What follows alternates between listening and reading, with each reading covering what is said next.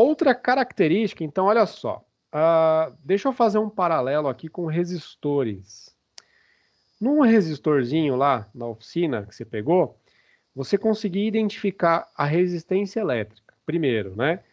Uns vão ler o código de cor, né? Vai pegar as cores lá, vão identificar o código de cor e descobrir qual que é o valor nominal da resistência.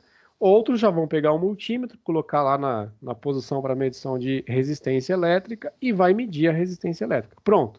Identificou um parâmetro do resistor. Tem um outro parâmetro do resistor que nem sempre a gente consegue identificar assim só de olhar, que é a potência máxima que ele suporta. No caso do resistor, a gente não diz que ele vai suportar uma corrente máxima de tanto ou que ele vai suportar uma tensão máxima de tanto. A gente já junta esses dois conceitos, já fala, ó, a potência máxima que ele suporta é, por exemplo, aqueles pequenininhos que vocês estão colocando no protoboard, é 1/4 de watt. Ou seja, ele aguenta no máximo 250 miliwatts. Tá? Esse é o resistorzinho padrão que a gente utiliza. Então, para o caso dos resistores, a gente tem dois parâmetros, né? A gente tem a resistência e a potência elétrica. Que a potência, na verdade, é um limitante, né? É o máximo que ele suporta. No caso do capacitor ou dos capacitores, a gente também tem dois parâmetros principais.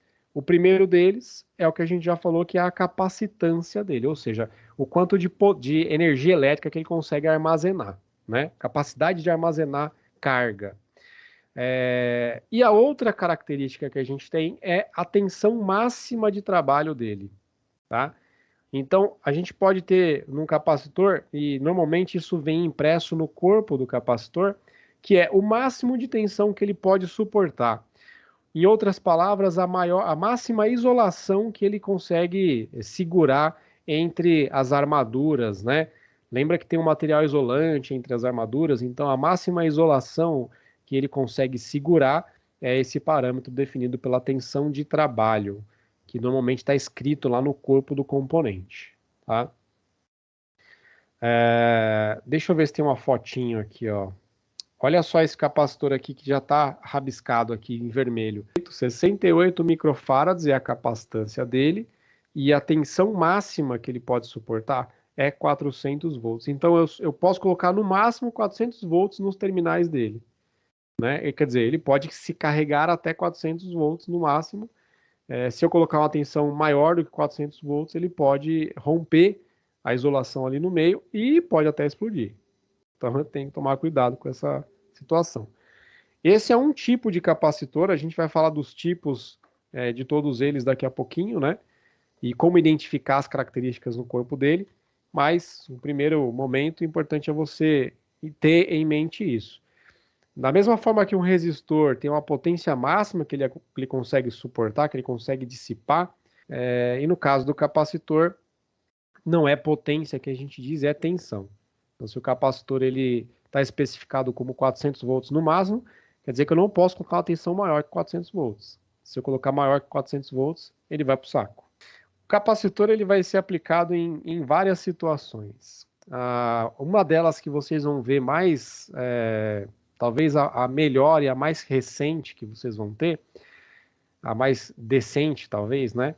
Quando vocês montarem uma fonte de alimentação no próximo semestre em eletrônica analógica, tá? Vocês vão ter um circuito que faz isso aqui, ó. Deixa eu fazer um desenho aqui. A rede elétrica, vocês já sabem que faz isso, né? O sinal da rede elétrica, a gente já comentou que é uma senoide, ok? Essa senoide, ela é uma tensão contínua ou alternada? Ela é alternada, beleza. Daí a gente monta uma fonte de alimentação porque a gente precisa de uma tensão contínua para alimentar algum equipamento, para alimentar o celular, o computador, enfim. E aí, quando a gente estiver lá montando uma fonte, a gente vai utilizar um componente que vocês vão aprender só no segundo semestre, que vai fazer isso aqui com a senoide. O que ele está fazendo, na verdade, é pegando essa parte aqui que está negativa e jogando para cima, né? E é mais ou menos isso que ele faz. Pega essa parte negativa e joga para cima. O efeito vai ser esse aqui. A gente vai ter uma tensão agora É contínua ou é alternada essa tensão resultante aqui? Perfeito, é uma tensão contínua, só que ela tem um problema, ela é pulsante. Ela é pulsante porque ela sai de zero, vai para o valor máximo, depois vai para zero de novo, vai ao valor máximo, zero de novo. Ela fica pulsando. E, bom, eu não sei se eu preciso dizer isso, mas quando você vai ligar o seu celular, você não precisa de uma tensão que fique pulsando, né? Você precisa de uma tensão que fica retinha, bonitinha, contínua e sem ondulação, né? Sem essa variação. E aí o que que a gente vai fazer? A gente vai pegar um capacitor, olha só, o capacitor ele não acumula energia lá dentro, ele acumula tensão elétrica, né? Essa energia ela pode ser traduzida como tensão elétrica depois no final. Então, quando o capacitor é energizado aqui, ó, pensa que esse sinal tá saindo de zero aqui, chegando no valor máximo. Quando chegou no valor máximo aqui, o capacitor está carregado no máximo dele. Aí quando essa tensão aqui, que ela queria descer a zero, esse capacitor ele vai alimentar o circuito no lugar dessa entrada pulsante. Então é como se ele estivesse filtrando ou compensando essa ondulação aqui, tá? Deixa eu fazer um desenho um pouquinho maior para vocês pegarem a ideia. Tudo isso aqui a gente vai tratar no segundo semestre, tá? Em eletrônica analógica. Mas é legal já dar uma base aí. Deixa eu fazer a pulsante aqui bem grandona para vocês tentarem visualizar. Isso aqui é um sinal pulsante, tá? Resultado aí daquele processo que eu falei, né, de transformar alternado em contínuo, só que por enquanto é contínuo pulsante. O que que acontece? O capacitor vai ser conectado nessa tensão aqui. Quando você liga o capacitor nessa tensão, no primeiro momento ele vai carregar junto com essa tensão, certo? Quando chegar no máximo a tensão verde, o capacitor é o azul aqui, ele também está no máximo. Quando a tensão verde quiser cair para zero, o capacitor ele é que vai fornecer tensão para o circuito que você está energizando, tipo para o celular, vamos dizer assim. E aí não vai cair essa tensão na carga, também, pelo menos não desse jeito. Ela vai cair lentamente aqui, ó, até um determinado momento que essa tensão verde volta a recarregar o capacitor. É como se ele gastou um pouquinho aqui, né? Aí carrega novamente ele aqui até o valor máximo, aí ele gasta mais um pouquinho aqui, aí carrega novamente até o valor máximo, gasta mais um pouquinho. O resultado do uso do capacitor é que a gente vai ter o que a gente chama de filtragem no circuito.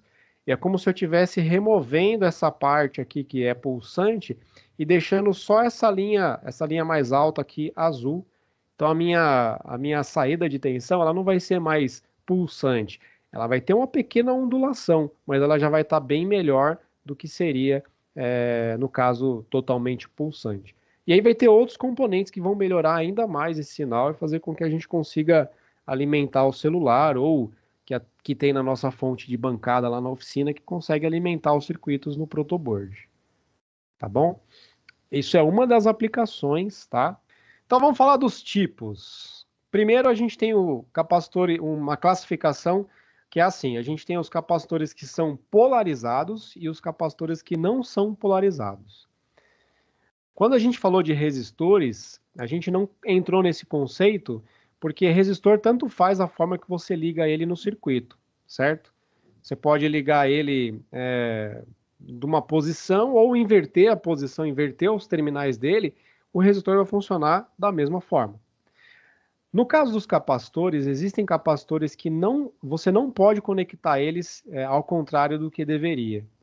Eles têm uma polaridade, ou seja, existe um terminal do capacitor que é o terminal positivo e existe um outro terminal do capacitor que é o negativo. Isso significa que o capacitor polarizado ele só pode ser aplicado em tensões contínuas, porque ele só pode ser conectado de uma forma, né? O negativo do capacitor tem que estar no negativo da fonte e o positivo do capacitor tem que estar no positivo da fonte. Se ligar ao contrário, eu acho que não preciso nem dizer. Quem quiser saber o que acontece é só ler as mensagens no chat aí, que tá cheio de explosão aí. É, é só, enfim, não pode ligar invertido senão explode, tá? Vamos olhar esse capacitor aqui do meio, esse capacitor que é um dos mais comuns que a gente tem, tá? É o capacitor chamado de capacitor eletrolítico, tá? se a gente fosse desmontar e ver o que tem internamente, ele é parecido com esse desenho aqui do lado, né? O dielétrico, as chapas, as placas metálicas, elas são essas folhas aqui enroladas. Então, isso permite que a gente tenha uma área, né, bem grande, né? Uma folha enroladona aqui, você tem uma área bem grande de superfície. E por conta disso, ele consegue ter capacitâncias elevadas. Tem valores muito altos de capacitâncias. Eu falo muito alto, você fala, mas é 68 microfarad. Sim, isso é um valor alto. Né? Para capacitores, isso é considerado um valor alto. Lembra que eu falei que a gente começa a falar de capacitor na ordem de picofarads, né? Picofarads, nanofarads e microfarads, que são os mais comuns aí, tá? Tá vendo que tem um sinal de menos desse lado aqui, ó? Uma seta aqui e um sinal de menos?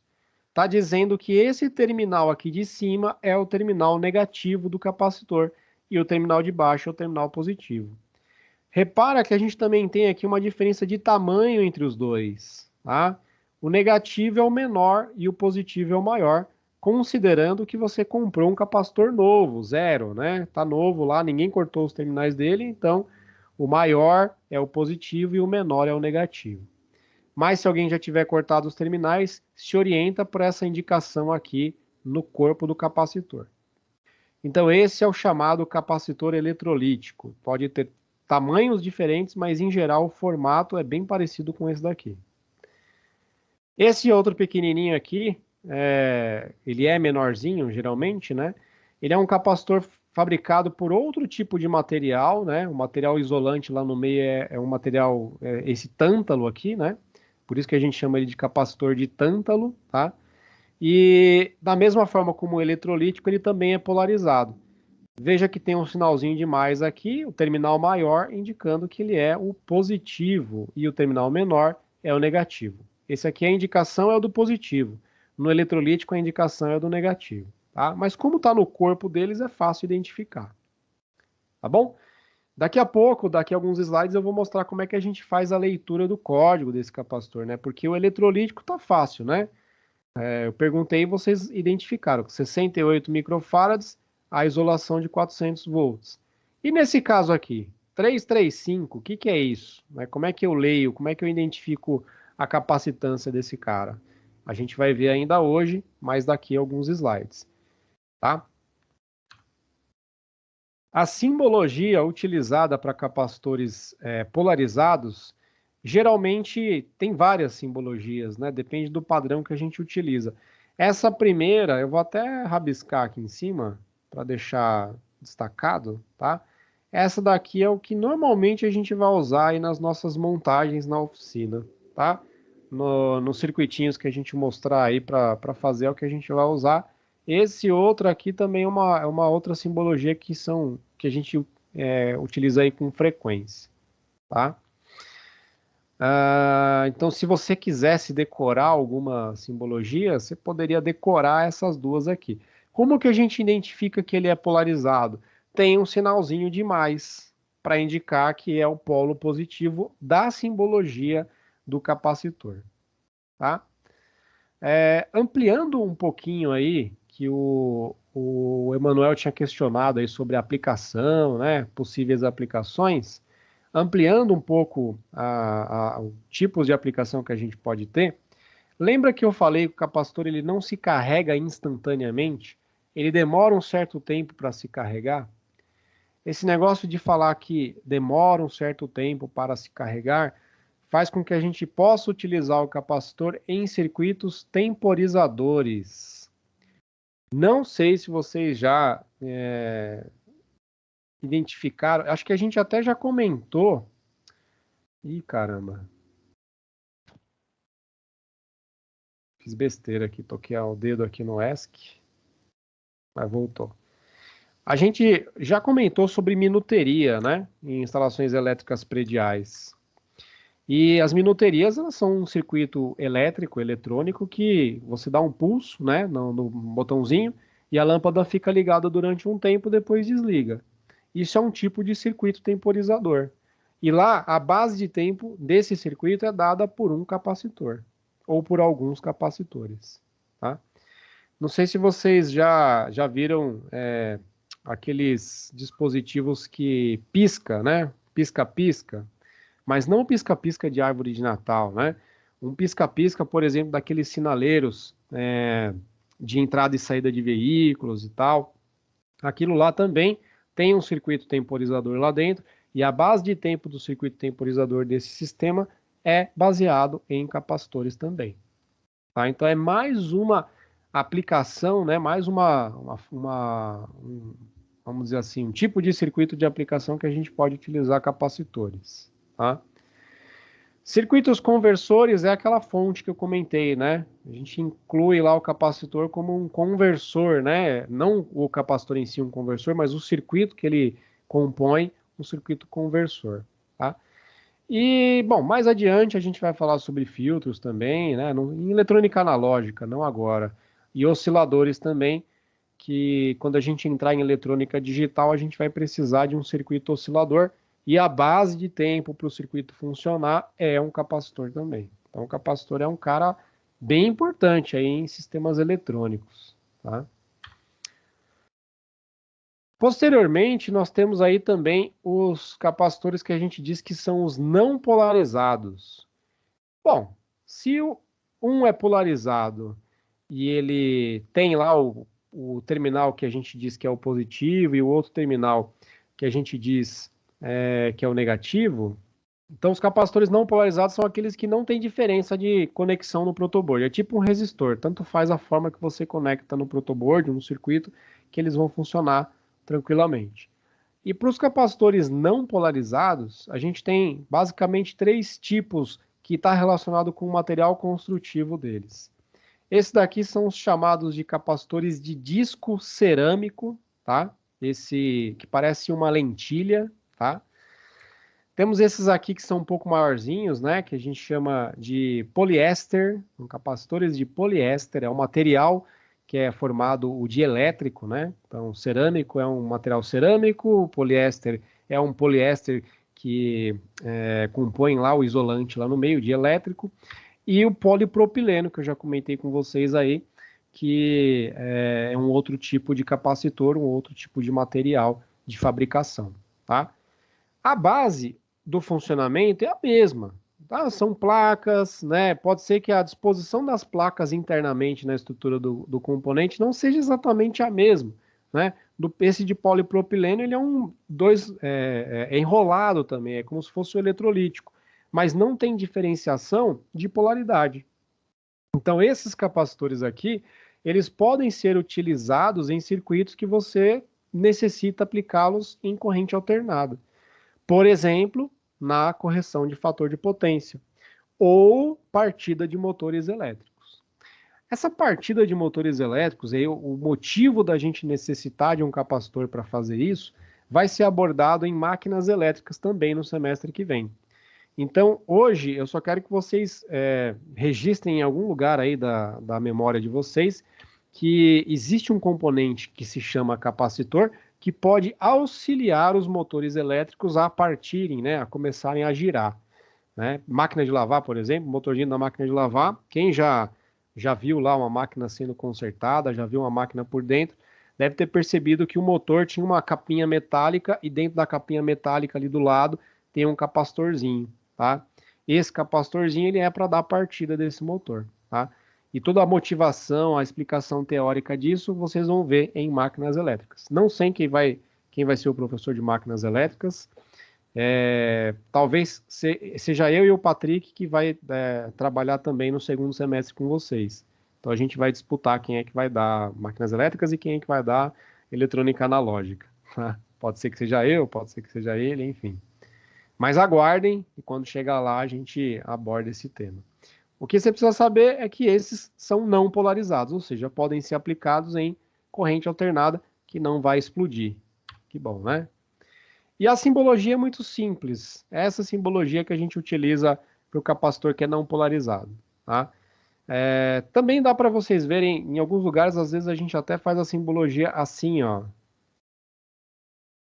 Semelhante à dos polarizados. No caso do polarizado, você tem um maisinho aqui, né?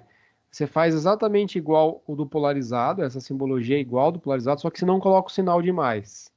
E aí ele vira não polarizado. Tem muito circuito que faz o desenho desse jeito, tá? De qualquer forma, a indicação desses componentes vai ser sempre a letrinha C, por exemplo, C1, C2. Então, se começa com a letra C, você já sabe, é um capacitor. Tem a indicação do sinal de mais ou menos? Não tem, então provavelmente não é polarizado. E pela lista de materiais também, se na lista de materiais disser que esse C2 é eletrolítico, ele é polarizado.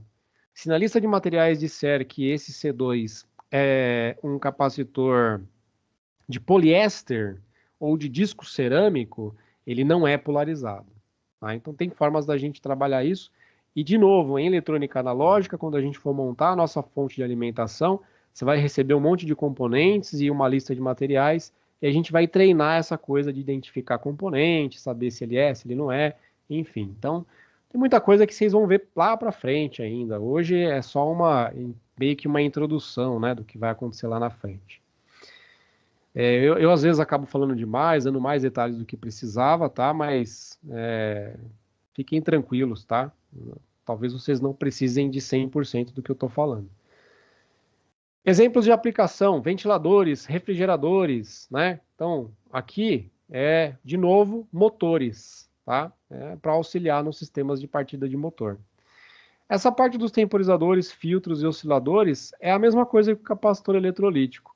É para dizer que, dependendo do circuito, tanto faz usar eletrolítico ou, quer dizer, tanto faz usar polarizado ou não polarizado. Às vezes você usa, num circuito temporizador, um polarizado, mas só porque ele tem uma capacitância bem grandona. E você precisa lá de uma constante de tempo bem grandona também, tá? E às vezes você usa um não polarizado porque ele tem uma capacitância bem pequenininha, né? Então, dependendo do circuito, tanto faz usar um ou outro, contanto que você conecte da forma correta no circuito, tá? E mais aplicações e utilização em si, fiquem tranquilos que em eletrônica analógica a gente vai ter bastante oportunidade de trabalhar com isso, tá? Bom, daqui em diante, tem algumas coisas mais gerais, tá? Então, acho que eu não vou nem entrar muito em detalhes, mas assim, por curiosidade, né? Assim como os capacitores, os resistores, a gente tem a versão ajustável, variável dos resistores, capacitor a gente também tem uma versão variável, né? É como se fosse o potenciômetro versão capacitor, né? E por curiosidade eu coloquei aqui, olha só essas fotos aqui de cima, né? Veja que a gente consegue identificar as chapas, né? As armaduras aqui. E o que a gente está fazendo quando a gente gira esse eixo aqui é mudar a área que está em paralelo uma chapa com a outra, né? Tem uma parte que fica fixa aqui embaixo, né? E tem essas outras aletinhas que se movimentam conforme essas aletinhas aqui de cima, né? Se movimentam conforme você gira esse cursor aqui, esse eixo. Tá? Então você muda a capacitância mudando a área, né, que está em paralelo das duas armaduras. Tá? É só curiosidade, eu acho que vai ser bem difícil vocês encontrarem esse tipo de capacitor aí em circuitos de uso geral, só em coisas específicas mesmo. Se você tiver circuitos de transmissão de radiofrequência, aí pode ser que você encontre principalmente esses pequenininhos aqui, tá? Quem já deixou o controle do portão ou o controle do alarme do carro, da moto, ou o que quer que seja, né?